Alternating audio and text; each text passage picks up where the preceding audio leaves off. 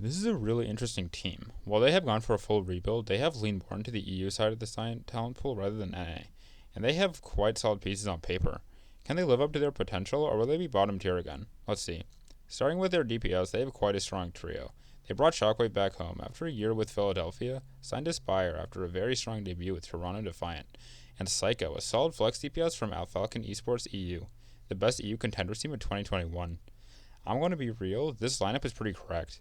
Aspire had an explosive season, coming out with some great Tracer play especially, but had some phenomenal moments on other hitscan heroes. And while Shockwave was in Visa hell for most of 2021, we all know what he's capable of, having extreme hard carry performances in 2020 on the Ashe, Widow, and Echo.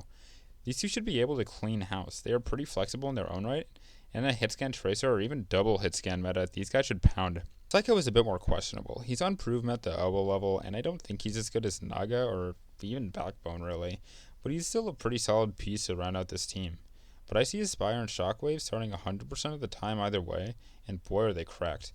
And they're more flexible than people are giving them credit for. There aren't many metas that they can't pound on. I give these guys a 6.5. They are very competitive in their own region, though I think Psycho is one of the worst flex CPS coming into the year, but honestly, he's still pretty solid, but I can't put them much above average. Yeah, they'd be great in a Tracer hitscan meta, but are you really putting them over Proper Kilo, Flora Yaki, Ans Kipster, or Kai Sigma? I don't think so. Hell, XC Hydron and Sparker Shax could give them a run for their money on a good day. Aspire and Shockwave are very solid DPS partners, but they will have to overperform to be anything but middling, in my opinion. Onto the tanks, or tank rather. We have False from American Tornado, and this dude definitely fucks.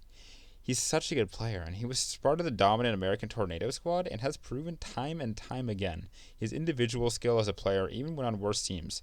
I have faith that he will be at worst league average, and if he could very well rival some of the best in the region. If the Titans don't live up to expectations, it will definitely not be because of this dude. He's crazy good, on off tanks at least. While it does seem like off tanks will struggle in Overwatch 2, if main tanks happen to be meta, this team could definitely struggle. I feel like False would be okay at it, but that could be false confidence. Ha ha ha.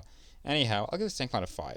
False is extremely good, but I don't know that he's that much better than other tanks in the same tier as him, like Punk, Hotba, and Kalios. Though he will probably be better than some, if not all of these guys, and the tank line is a bit inflexible. It hurts to rate a tank line with False on it so low. I'm a big fan of him and I want him to do well, but I kind of have to. He would go into Terra and a Zarya meta though. Next is support line. We have Aztec, Zarya specialist flex support from the Toronto Defiant. Mesa off of an insanely good run where he made the grand finals in 2021, and Sky Ripa coming off of a great run in Contenders Europe. Honestly, they have a pretty solid squad here, but there definitely are some question marks. First of all, Mesa is a fantastic piece to have, and I think we can all agree there. He was arguably a top 3 main support last year, definitely top 5, and he was great at everything. He should provide for an extremely strong backbone for this team. But the flex supports are where it gets a bit more questionable.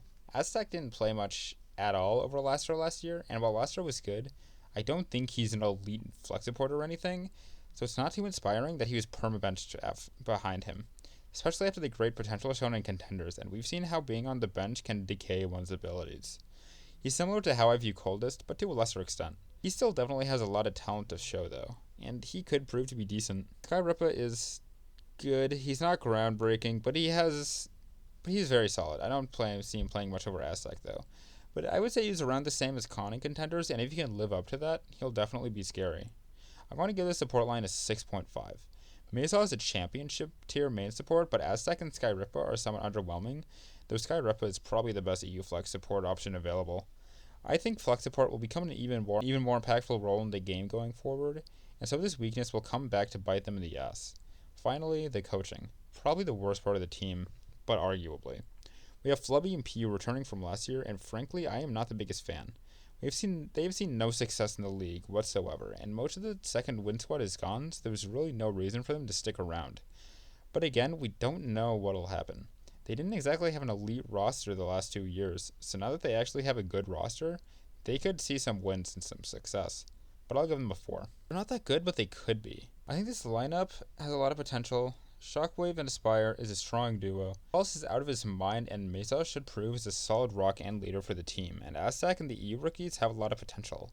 It's really just, you have to compare them to other teams like Toronto and Boston. Shockwave and Aspire is a cracked out DPS line that can stand up to most of the rest of the league, though I think they are overrated a bit. But I'm not a big fan of False as a solo tank, though he is super good, do not get me wrong. And I'm worried about the flex supports, who I think will be one of the more important roles next year.